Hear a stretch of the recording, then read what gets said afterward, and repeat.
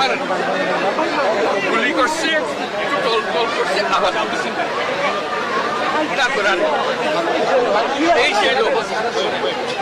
এটাকে ভোলার এখানে বীরগঞ্জের বিষয় না, বাংলাদেশের বিষয় না, সারা দুনিয়ার বিষয়।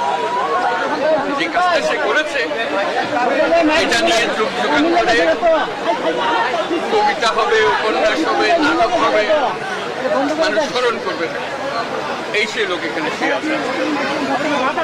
আমাদের কাজ হলো যে শব্দের পেছনে দাঁড়িয়ে সে বুক পেতে দিয়েছে সেই শব্দ কিন্তু বাস্তবায়ন, এটা আমরা সারা জাতির একটা কর্তব্য।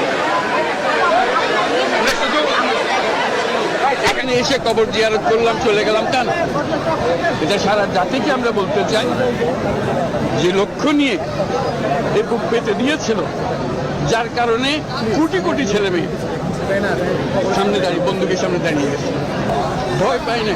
এই যেহেতু পথ দেখিয়ে গেছে, আজকে আমরা সেই কারণে নতুন বাংলাদেশ পেলাম। এই নতুন বাংলাদেশ গড়ার দায়িত্ব এখন আমাদের। তার কথা স্মরণ হবে এই কাজটা করার মতো, কাজে আমাদেরকে সেই কাজটা যেন আমরা করি। এই আবু সাঈদ এখন এক পরিবারের সন্তান না, বাংলাদেশের যত পরিবার আছে তাদেরই সন্তান।